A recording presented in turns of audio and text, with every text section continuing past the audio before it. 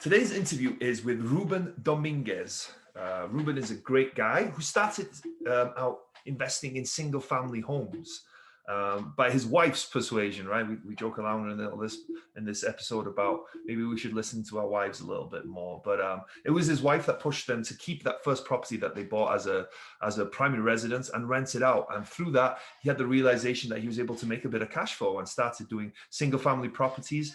And did that from 08, 09 to about 2017, when he had that realization that this is more of a slow process for him. He was doing the Brrrr Method.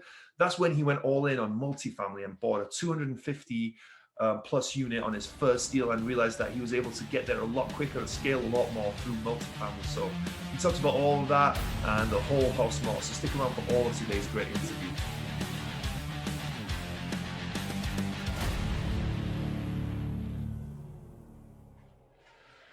Hello and welcome to Wrestling with Real Estate, where we look to chokeslam all your real estate problems. I'm your host, former WWE wrestler and now Cirque du Soleil performer, and of course, multifamily real estate investor, Barri Griffiths. Now today we're joined by Ruben Dominguez. Hey Ruben, how you doing, man?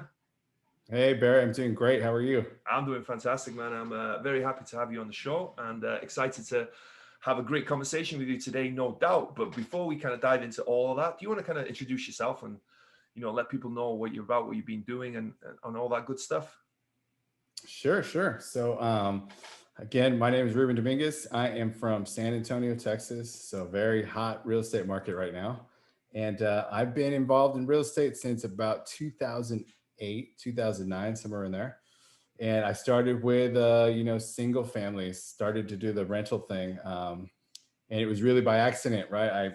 I wanted to move to a new, bigger house. We had a growing family. And my wife said, there's no way you're moving to that bigger house unless we get to keep this old one and rent it. Because I was very against being a landlord. And so she kind of forced me to do that, which was the best decision she could have made for us.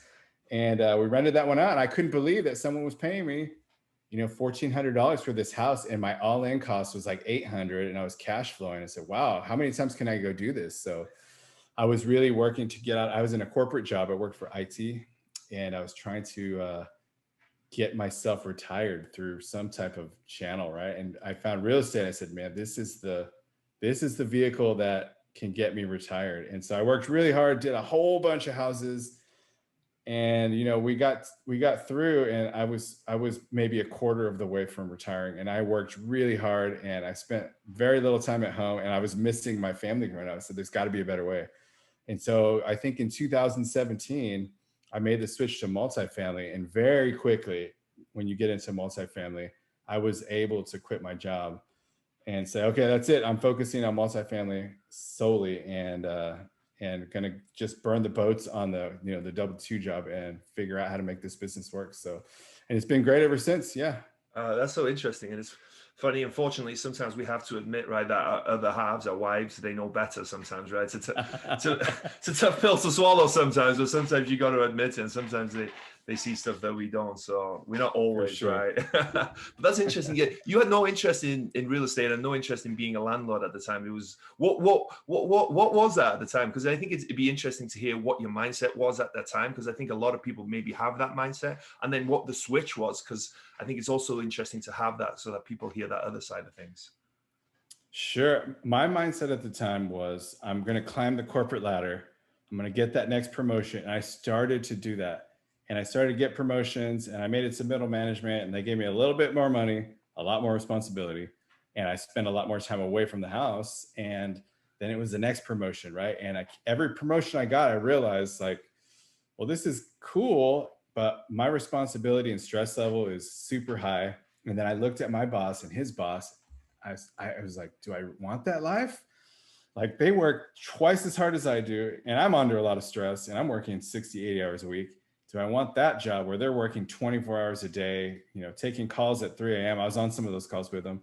And, I said, there's got to be a better way. And I'd always had that little entrepreneurial mindset. I just hadn't found a good vehicle. Like, I was, at one time when I was a lot younger, I was buying cell phones.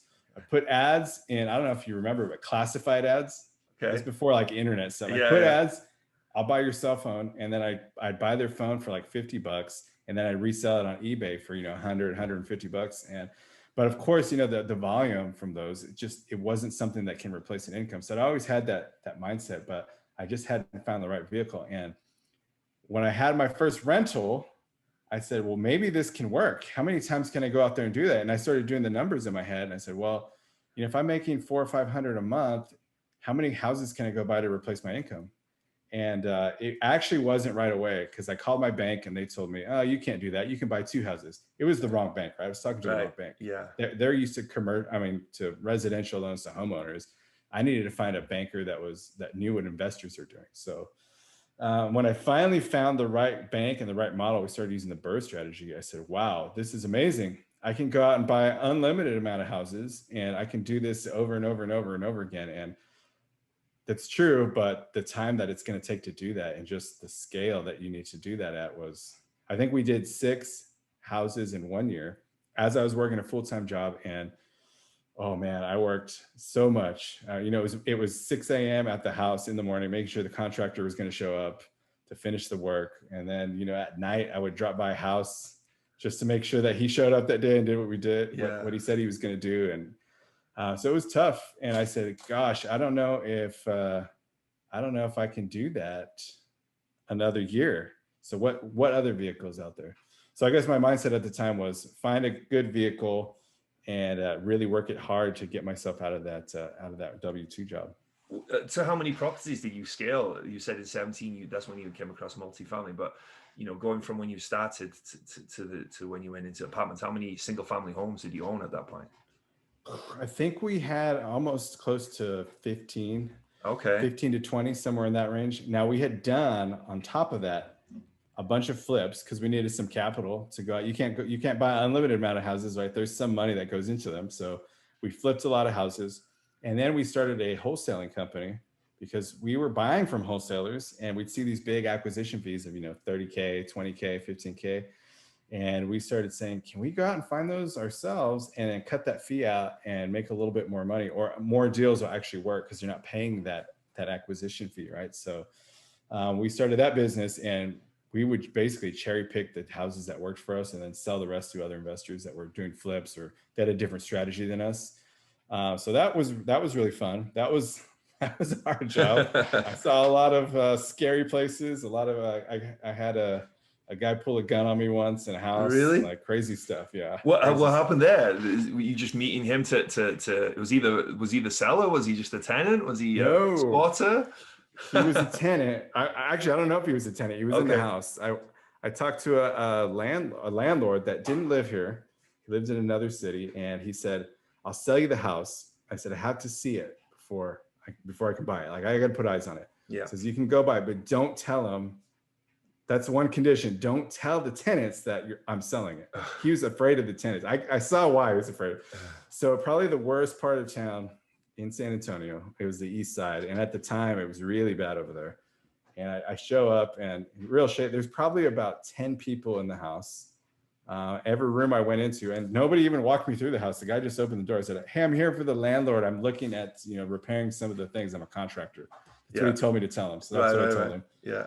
And I walk into one of the rooms, and I was knocking on the doors, and this door happened to be a little bit open. I knocked on it, and I pushed it open. This guy jumped up off the bed, and he pulls a gun out of his waistband, and he said a few choice words that I can't repeat. But I said, hey, no, I'm just here for the landlord. I'm looking to repair things. And he ran out the front, and I got out of that house. Yeah. And I told the landlord, hey, I can take your house from you, but it had holes in the floor, and I think he wanted $30K for it, and it needed probably $50K of work, and it was probably worth $60,000. So I'll take it from you free. Yeah. I have to get rid of the tenants, and that's going to be tough. But so what happened? It was a scary situation. He didn't go for the deal, and I didn't really want it. So I was like, I don't want to just take it over, pay some of your back taxes, but no, he never went for the deal. So I don't know what happened to that house, but that is now an up and coming neighborhood here in San Antonio. So really, so it probably would have turned out to be a good deal. Probably, yeah. But some deals you can do without, right? Some stress, like there's some stress in real estate that you don't mind, but dealing with people with guns, that's another kind of stress that Exactly, I exactly. think So most of us can do without. So what? So you in 2017 you said that then you kind of realized what also. So what do you think it took so long? You think to realize this because you said you started what 2008, 2009 around that time frame. What was it that took I, so long to kind of transition? it was the returns, right? On a Okay. single family house with a BRRRR strategy, I'm getting 40 to 45% cash on cash returns. Mm, And then I looked at multifamily and said, well, my returns aren't that great. But what I wasn't realizing in the bigger picture, right? And it was all mindset. It's like I was scared first, right? Going from one house at a time was real comfortable with it. And then going into a 100 unit was like, whoa, it's a big step. I don't have all that capital. And I kind of heard about syndication. I was in a couple coaching programs and they had some guys doing multifamily. And I heard about syndication and my buddies were all in it. One of my mentors, his name's Devin Elder. He's been my mentor, and he was kind of talking about you should get into apartments. It scales easier. You'll get out of your job a lot faster. And I think the reason I wasn't is I was scared. Number one, I was using every excuse I could. Right when I look back on it, like, oh, I like single family. It pays me great. yeah. It's making money in 5 ways. Appreciation. I don't have to deal with partners. And I would make all those excuses to say why I wouldn't get into multifamily. And then it really got tough at work.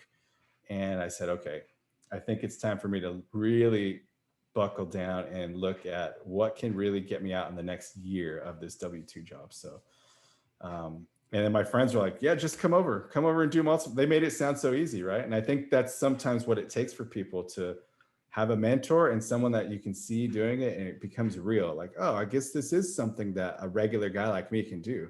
I can go out and buy a 200 unit apartment complex and put the deal together and make it happen. I don't have to be like a super multimillionaire guy or a big company. I can just go out and do this myself. So yeah, that's So when you transitioned, what was your initial? Did you go straight into syndication, or did you buy an apartment complex for yourself and run that? What was that initial transition like? my first transition into multifamily was investing passively. Okay. So I put I was a 401k. I rolled it over into a self-directed IRA, and it's from an old job I had. I at the time switched jobs, and I put that into a syndication with my friend Devin, right? And he was my mentor. I said, I trust this guy. I'm going to put a whole bunch of money into this deal. And I just watched it for a little while and watched my money grow, and then put some money into another one and watched that money grow. And then I started asking questions like, hey, what are you doing? Like, you're obviously putting money in this, but tell me about, when you're doing these deals, what does it look like for you on your end, actually running the deal?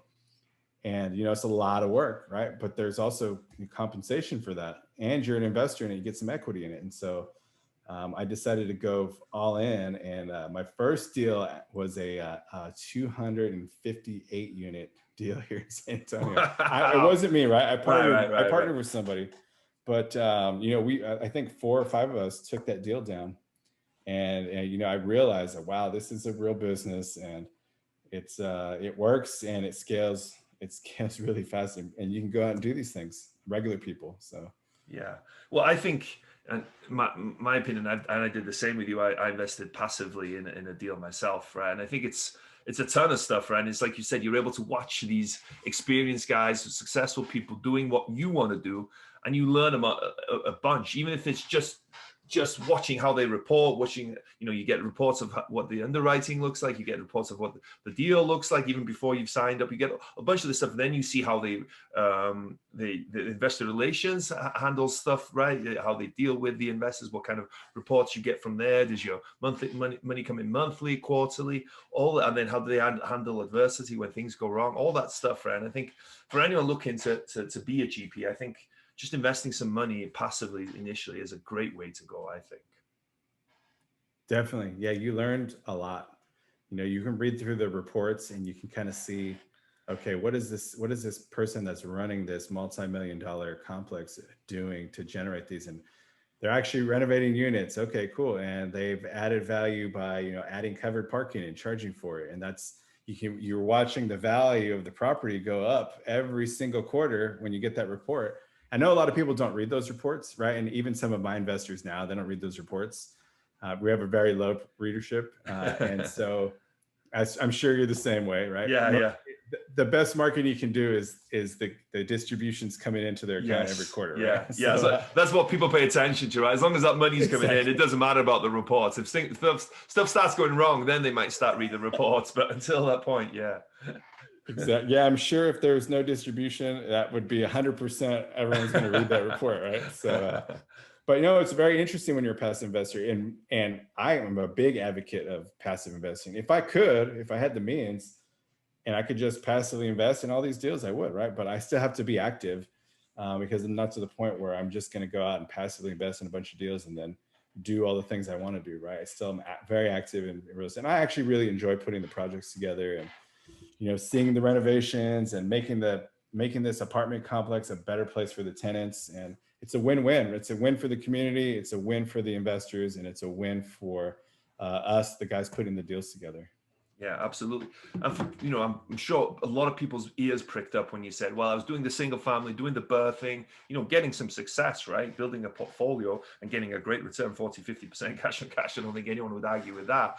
But you said that it scaled pretty quickly once you went into multifamily. You were able to quit your job pretty quickly, because I'm sure that's what a lot of people listening to this are thinking about. Speak to them. Why is it so scalable? Why is it such a quicker path to that financial freedom? Sure. So when you're doing a single family house, right? I talk about this 40% return. Yeah. I might only have 10K in the deal. So 40% return cash on cash sounds great, but it's $4,000 a year, right? $4,000 a year is not going to retire you. And if you do 10 houses, that's $40,000 a year. For some people, it's going to retire. I was a high income W-2 earner, and so I had to get a lot of houses, and just the work, right? It's the same amount of work that I'm putting in to do a single family house. It's actually less work. It sounds strange, but it's less work to go out and do a 200 unit apartment complex. And when you're taking, instead of 40% returns on a $10,000, right? These are multi-million-dollar deals. So even a 5% return or a 10% return on these deals is going to be just a lot more scale. And it just goes faster, right? And you're putting in less work. And what I mean by less work is I'm not meeting contractors out at the apartment complexes. I'm hiring somebody that's a professional. That's their job to make sure that these deals and this construction, whatever we're doing to the property, goes right. Same with property management. I'm not answering tenants' calls. I'm not writing leases. I'm not turning units. I have a professional property management team on site that's doing all that work. And then I'm just getting on a call with them once a week to make sure that they're hitting the numbers that we agreed upon. And so you free up some of your time, and instead of doing one deal, right, one unit and spending a lot of effort on it, you're doing a 200 apartment complex at one time. And just the scalability of that is very powerful. Yeah. And I think what it helped me understand was, right, you buy $100,000 home, right, and it goes up 10%, that's 10,000, right? You buy $1 million property, goes up 10%, same amount in appreciation. Now that's 100,000. You buy a $10 million, that's $1 million, and so on and so on, right? And obviously you need money, and it's not quite as simple as that, but just to grasp that concept, right, that the bigger the deals, you don't need a bigger return. You can actually sometimes have a smaller return, right? But because the dollar amounts and the deal sizes are bigger, your returns are going to be infinitely bigger. Definitely. And I think one thing that really attracted me to multifamily is I am not limited by what other houses, right? With a single family house, my value is limited to what everyone else is selling around me. It's comps, it's comparable. So comparable says, it doesn't matter what I do to that property. Doesn't matter how much rent I'm getting. I could have a tenant wanting to pay $2,000 a month and the market's $1,400, but that doesn't matter when it comes time to sell it. It's only worth what the other houses are worth around it. In a multifamily, that's not necessarily true. You can go out and you can drive net operating income, right? Which is basically, it's your income minus expenses. And you can drive the value of that property up beyond what the other properties are selling for in the area, because you're increasing the business revenue. And that was super powerful to me. I said, wow, I can go out and do all kinds of things and drive value up. And I'm not limited to, the apartment complex across the street, what it's doing. It has some bearing, right? Because there's a cap rate. Yeah. But it's still it's a super powerful way to increase the value and increase your investors' profits from that. So I thought that was super cool about multifamily. That's funny. That's one of the things that really attracted me to it as well, because you're creating an island with your apartment complex to some extent, right? Of course, outside influence always are going to have it, but if you can control that NOI, right, and you understand what the cap rate is, right, if you're able to increase the income, lower the expenses, voila, you've created value for that property, right? You buy a single family home, you can fix it up all you want, you can jack up the rent as high as you want, but it's still going to be the value is going to be determined by all the comparable rents in the block, right? If Joe Bloggs down the street is selling his house on the cheap, or he hasn't taken care of it, or someone else needs to sell because they're in a divorce, that's going to affect the value of your home, right? Whereas if you have an apartment complex and it's valued on the NOI, that's completely different.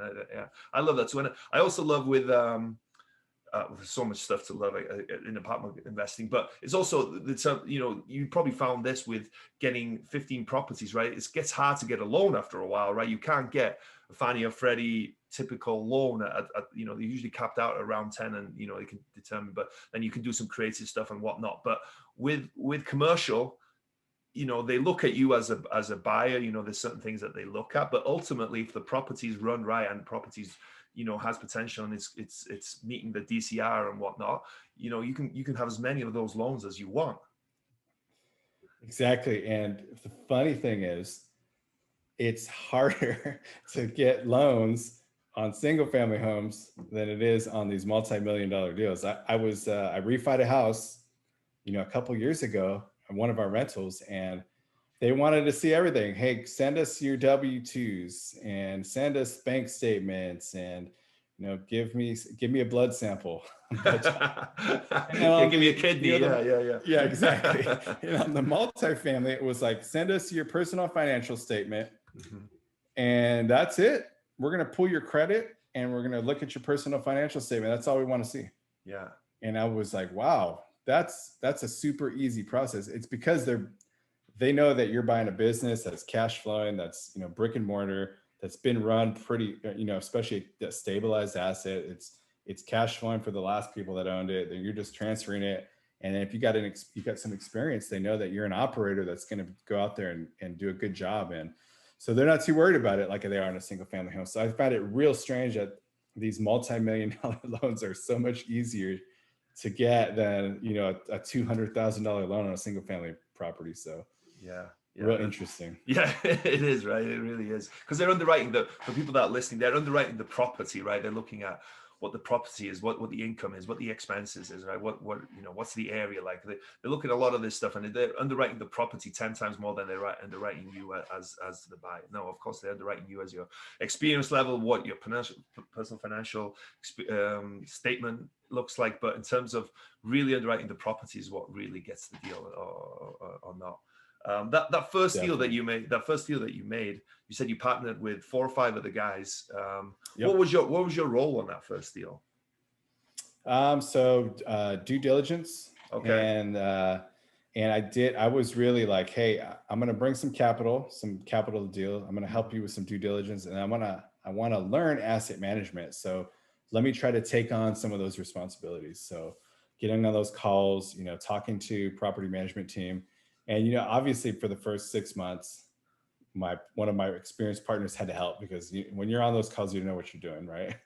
I've never been on one before. Okay, what are we doing here? Yeah. And then, we get off the call sometimes with property management, and he would say, yeah, we need to look into that because, they're telling us this. And it sounded great to me. I was like, oh, property management, like that sounded great what they were telling us. Like the numbers look good. And he's like, oh, I'm not so sure. Like check into this. And so it was real interesting to learn that. But yeah, it was a little bit of everything, right? Looking at the deals, and, as I'm sure when you're closing these things, everything's changing on a day-to-day basis, right? You might get an insurance quote that comes in and it's higher than you thought. So you got to go back in there and change your numbers and figure out where you're going to make up for that, right, in the deal. And so it was real interesting, a great learning experience for that first deal. Yeah, and good sized deal as well, right? 250 units in the first deal is not bad. Well, for people who don't know either, we hear about asset management. What are some things you learned pretty quickly early on that people might not realize that goes into asset management? It's basically, making sure that business is running efficiently, right? And you're holding people accountable to what they promised, right? Property management said, here's the numbers that we can hit, right, on all kinds of stuff, right? Expenses is a big one. And then the rents, right? If we rehab a unit and we're putting in 4K, how much are we getting in rent bumps for that unit? Making sure the tenants have a great experience, because you want them to continue to rent there and sign a renewal, and sometimes sign a renewal at a higher price, right? And so you want to give them a great experience. I think the one thing I didn't think about was property management doesn't take care of everything, right? There's things that you as the asset manager have to watch out for. And that's some of the important things. Taxes, right? Fight those taxes every year, because they're going to go up. And, you know, there's you got to do your duty to get those taxes fought down. I don't know if it's the same in Nevada, but in Texas, taxes are insane. Yeah. And so every year we're fighting those taxes, try to get them down. And then insurance, and pretty much every other decision that has to be made, somebody's got to make that decision, right? So, and some of them are hard, and they're going to come back to you and, okay, what do you want to do on this? And it's really about making sure, at least for me, making sure that our investors are going to get the returns that we promise them. Because the last thing you want to do is promise something like, oh, we're going to give you 15% annualized returns, and you come in at 14.9%, right? You want to always, that's not going to be good. You've just now broken your promise. So you want to make, okay, we need to make sure that our investors are having a good experience. Number one, they're getting a lot of information from us, and then we're delivering on what we told them we would. So that's the most important thing, I think, in asset management, making sure that we're delivering for our investors. Because that's a funny point that you bring up, because you can tell someone, okay, I'll give you an 18% return. And like you said, you get in a 17.9, and they're like, well, you're 0.1% off. Tell them you get a 15% return and give them a 15.5. They're over the moon, right? It's just the way you set that expectations, right? Even if you got a 17.9 as opposed to a 15.5, it's just how you set those expectations and what you let them know. And it's that old adage, right? Is under promise, over deliver, right? I think it's so important when it comes to investors, because I think they really appreciate that. Exactly, especially in this business, because it's all relationship based. So you want to make sure that whatever you promise, you can deliver on. Yeah. Well, you said you fighting taxes is one of the big things that the property managers doesn't know, the asset management role. How do you fight taxes for people who don't know? A lot of people, I'm sure, think you get your taxes, your tax bill, you pay it. That's the only choice you have, right? There is no, you don't mess around with the IRS, right? They're probably the most powerful force here, right? There's no going against them. But obviously, you guys, and a lot of people, they challenge this, right? What does that look like? Yeah, sure. So when we're talking taxes, right, we're talking our property taxes. Mm-hmm. We can go and challenge our property taxes. Yeah. So Bexar County, it's what the county here in San Antonio, where we're investing primarily, they're going to assess your property every single year, and they're always pushing the assessed value up and up and up and up. And so every year you get that statement in, and we actually hire professionals that fight it for us. So they've got relationships within the appraisal district, and they'll go in there and they'll say, hey, this is why we think the property is not worth what you're saying. And then sometimes Bexar County's firm on their price. So in a few cases, we've had to file lawsuits against the county. And then kind of it's never goes to court, never goes to litigation, but it's a hey, we got to fight to get those property taxes down, because that could be a huge, here in Texas, it's a huge, it's about 2.5% of whatever that appraised value is every year. And so we want to get those down as much as possible. And so we hire professionals, attorneys. We're going to pay, and these attorneys are great because they work off it's a commission, right? If they save us $100K, their fee's $25K. And we're happy to pay that, because that's a savings that we wouldn't have had if it hadn't been for them. So that's what we're doing. Now, obviously on income taxes with the IRS, most of these properties are going to have massive amounts of depreciation up front. So we don't really pay a whole lot of income tax, because the income is offset by the depreciation. Now, obviously when you sell, there's some depreciation recapture, and then we're out looking for another building to offset that. But we don't really have a big issue with our income taxes for the IRS, because we're doing cost segregation studies on these buildings, and then the depreciation is massive. Yeah, I don't know what I was talking about. Money. I don't know why I mentioned the IRS there, because obviously that was wrong. The property taxes don't go by the IRS; they go over the state. But yeah, okay, cool. Well, so you did that first deal. How many deals have you done since then? Oh man, I'm in about 5 deals, about 600 units total. And this year we have some pretty aggressive goals. Although we're behind this year. Our goal is 400 units this year, but we're behind. Stuff is it's the market's real competitive here in San Antonio. We've put out probably 3 or 4 LOIs, but we're not winning any, and that's okay. I'd rather do wait and do a deal that makes sense than buy something just because we want to buy it and we need to get into something. So if we don't hit our goal, I'm okay with that. I'd rather buy deals that are going to make sense and not put anyone's money at risk. And so so hopefully we can hit that 400 units. We got an LOI out right now, so hopefully something happens. But it's okay. Like, I'm always okay if we don't do a deal.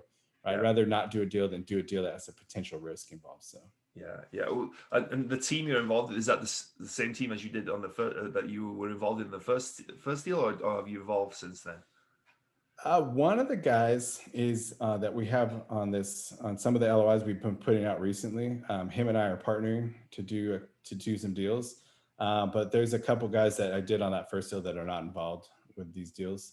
So it just varies, right? It depends on where people are at in their business, and when you're getting started, you probably need a bigger team to get these deals done, because it takes a while to you build up your investors and your equity to be able to go take these deals done, your experience, your balance sheet, right, and your net worth and liquidity to go out and get these loans. So sometimes you bring partners in that can help you with that. And when you're getting started, right, you're okay with that. Share some of the equity so you can get the deal done. And so as we evolve further in our business, we're able to bring on fewer partners. So it's me and another guy, and we might bring on a third guy to look at some of these properties, but just so we can get it done. But we've actually started looking at larger properties because I feel like there's less competition. There's not as many people looking at the 200 plus units, because not everyone can take those deals down. They're a little large. So we're finding there's less competition, right? When you're looking at a 100 unit in San Antonio, they probably have 50 LOIs on that thing. But when you're looking at a 300 unit, there's not as many, but there might only be 5 or 10 on that. So we feel like maybe we have a chance of winning those bigger ones. Yeah, very interesting. What is your role within that partnership? What do you mean? Is it mainly asset management, or from learning from that first deal, or do you do something else now? I would probably participate in asset management. I'm really the one out there looking for the deals, right? Where I'm touring properties all the time. I toured one yesterday. I think we have another one tomorrow. And I'm talking to brokers. We actually hired a broker. We started a brokerage and we hired a broker, and because our bottleneck was underwriting. And in my opinion, underwriting is one of those, I call it a low dollar per hour activity. I love to track my what am I spending my time on, and is it going to give me the most benefit? I should outsource everything we call it low dollar per hour activity, and then I should do the things that are high dollar hour, right? Which is talking to investors and trying to close a project. Those are high dollar per hour because that's when we get paid the most amount of money. And so I try to outsource everything else. And we found that underwriting is actually a lower dollar per hour activity, because you're going to underwrite 50 deals before, 20 of them might make sense. And you might tour 10 of those and you might submit an LOI on one of those. And so that's a lot of volume, and it's a full-time job. And so one of my business partners, and he was having the same problem. He was saying, hey, we're underwriting a lot of deals and most of them don't make sense, and I'm spending a lot of time doing this. Somebody else, let's hire someone to do this. And we thought about it. We thought about just hiring someone to underwrite for us, but it made sense for somebody to come in and help us actually buy, right? Negotiate, submit LOIs, negotiate contracts, help us through the closing process, because it can be painful to get things closed. And so we decided to start a brokerage and hire someone. And we also, we have a coaching program where we teach people how to syndicate. And a lot of the members from there were in the same boat, right? Like I have a full-time job. I don't know how to do this. It takes a lot of time to underwrite. You're going to look at this deal for 2 or 3 hours. And so it was a good opportunity to have this broker underwrite deals for them. And right now she's underwriting it. We've taught her how to underwrite the way we like it. And she's bringing the deals to us and saying, hey, this one pencils out. Do you want to look at it and take a tour? And so it's been great. I love that. Yeah, because it's like you said, right? You've got to, what's the highest best use of yourself, right? Like, and what is, are you best spent painting walls, or are you best spent meeting with investors, touring properties, making offers, right? Building those relationships, right? What is the highest and best use of yourself? Because ultimately, that's the most important thing for us to be doing, right? If we have the goal of financial freedom or whatever our goal is, right? It's important to maximize our time, because the day goes by pretty quickly, right? You can eat away a day pretty quickly and doing meaningless tasks. So I love that you guys do that. That's pretty cool that you guys have a coaching program. What people looking to leave their W-2 job, what do you think is the biggest step most people can make in that, right? We probably don't have time to dive into the whole course, but in terms of maybe a high level, because we've spoken about it a few times now, that that going from single families to multifamily really juiced the time that you were able to leave your job. And people, I'm sure a lot of people are in that same boat. What do you think is one of the biggest things that, through your course, that you realize that people can kind of do to get there? We always advocate a 3-step process. Okay. First, we always advocate, if anyone ever asks me, should I quit my job? It's not until this business has established itself as a way for you to make consistent money. And it doesn't come in the same, right? You're not going to get a weekly paycheck or bi-monthly paycheck, right? It comes in big chunks. But as long as you have a line of sight where, okay, I know now I can go out and confidently do 2 or 3 projects a year, and that's going to sustain me, whatever your income is, right? That's going to sustain that. I feel, okay, then you can quit your job. A lot of people come in this business like, should I quit my job right now and go full-time? I'm like, no, don't do that yet, because it'll be a tough road, right? It's not easy. It's simple. It's a simple business, but it's not easy. You got to actually go out there and do things. So I tell people, don't quit yet until you have line of sight. So, okay, I've done a deal. I know I can do this. I know how it works. I can go out and replicate that again and again and again and again. But we always teach a 3-step process, and that's easy. It's like, go do some learning, figure out how this business works. Podcasts, like this podcast is great. Books, seminars, all kinds of stuff. Hire a coach, get in a coaching program. There's a ton of them out there. Get yourself educated. And then step number 2, invest passively. And kind of like you and I did, right? It's a great way to start. You can kind of see how this business works. You can see these numbers come in and how these operators are doing things, maybe getting 2 or 3 different syndicators deals. And then step 3 is go out and get in a deal and start by partnering. And you partner by bringing some value. Now that you kind of been in a few deals, you've taken some courses, or you've learned how this business works, then you can confidently go partner with someone and bring some value to the table. Like if you try to partner with someone, you have nothing to bring, like you don't even know this business, there's no benefit for them to teach you while, they want someone to take some work off their plate, not add work and give you equity in the deal, right? So it's like, bring some value and partner with someone, and you're going to learn so much on that first deal, because it's, there's a lot of stuff that it's hard to teach, and books and podcasts and coaches will get you halfway there. Getting your first deal, give you the other half. So that's 3-step systems, like get educated, passively invest, partner with someone. And then, once you partner, you can continue. Most people continue doing that, but if you want to, you can go out and do your own deal, right? On that next one. But we really advocate that. That's great. Yeah. Because I think me included, when I first started out and I heard about syndication, I was like, oh, I've got to do all these tasks myself. I've got to raise money, underwrite deals, do the due diligence, all these things. I'm going to do it all by myself. And I'm going to take down a 50, 100 unit property by myself. But then I soon realized, right, well, no, the smart people, they all have tasks. You have someone that handles the asset management. You have someone that handles acquisitions. You have someone that handles investor relations, right? You have someone that kind of takes control of all these tasks so that you don't have to do everything. So partnering, man, is huge, I think. And I think sooner people realize you need to partner, and you have to partner, essentially. It's yes. Awesome. Well, cool, man. Well, hey, thank you. This has been so interesting, man. It's just such a great insight into how you went from single families to multifamily. But as this show is called Wrestling with Real Estate, I like to incorporate some wrestling related real estate questions. And the first question is, what would your wrestling name be? What would it be? Let's see. I would probably say I don't know if you've ever seen the movie, what is it called? It's called Friday. Have you seen the movie Friday? It's an old movie. Yeah. Yeah, I have. Yeah. Is that big guy Debo? Okay. I think there's a joke with me and a lot of my older friends. We call each other high rollers.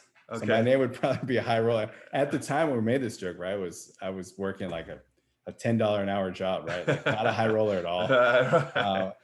And so I would like to probably say my wrestling would be high roller, just because all my old friends would think that was really funny. Okay, high roller. I like it. I like it. Every wrestler has a special move. What is your special move in real estate? I think mine is building relationships with people. And I think, you're in this business, it's key, right? Like you said, it's a team sport. This is definitely a team sport. I don't think I know one syndicator out there that does this on their own, right? There's partners, there's vendors, there's brokers, there's people that you build relationships with. And, you'll find in this business, the better your relationships, the more opportunities you're going to find from a partner. I had somebody send me a deal today, say, hey, will you partner on this? It's in San Antonio. Do you want to partner on this deal with me? It's like, sure, let's look at it. And, that's through a relationship I built. So for people getting started, like go out and go to conferences, get on these networking events, these Zoom meetings that everyone's happening right now. It's a great place to build your partnerships and your relationships. And, that alone is the key to your success in this business. Yeah, very cool. Very cool and very true. What's been the biggest body slam you've taken in real estate? In real estate, I had a flip. I had this flip. And I thought it was so cool, right? Like I knew all about flips. I've done a bunch of these, and this house would flood every time it rained. And this is April in San Antonio. It's like a rainy season. And we had to replace the floor 5 or 6 times in that house because it kept flooding, and we were doing stuff in the back. And it was the one deal where I have never lost money in real estate, knock on wood. That was the one deal where I almost did. I think we made less than $5,000 on that deal. And it was frustrating and hard, and it was on the market for a lot longer than we should have. And I still think about that house when it rains. Every time it rains, I think about the house. And I just closed it. Like I told the buyer, hey, this is flooding, man. If you want to get out, I don't want to pull anything over on anyone, but it floods pretty bad when it rains. We've tried to fix it. Here's what we've done, but they wanted to buy it anyway. So now when it rains, every time I think about that poor guy, it's like, I hope it's not flooding in there, man. I feel really bad. That's funny.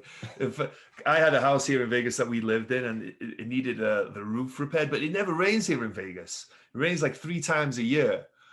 So I was like, I'll do it next week. There's no rush. It never rains. And then like every time it would rain, like it wasn't bad. It would just trickle in and it would come down the roof. And I'm like, God, I got to fix it. But like, that reminds me of that now. There's like, anytime it would rain, and it would never rain in Vegas, but every time I would be, oh no, the house is going to be flooded again or whatever, so it's pretty funny. That's funny. So was there a moment that you were standing on the top rope getting ready to jump, but you were too scared? What was it and how did you overcome it? Yes, actually. So it was quitting my job, and I had income coming in, had a bunch of rental houses, had the passive income from our syndications coming in, right? I hadn't really taken the leap into the general partner side or the sponsor side. And we had exited a company. I worked for a software as a service company. We had exited. I had made a little bit of money from the equity that I had in that company. And at that point, it was like, okay, I'm ready. Like I'm standing on the top row. I should take the jump and just go. Like there's never been a perfect opportunity more than this. And here comes the owner of this company. He's like, hey, I have this other company.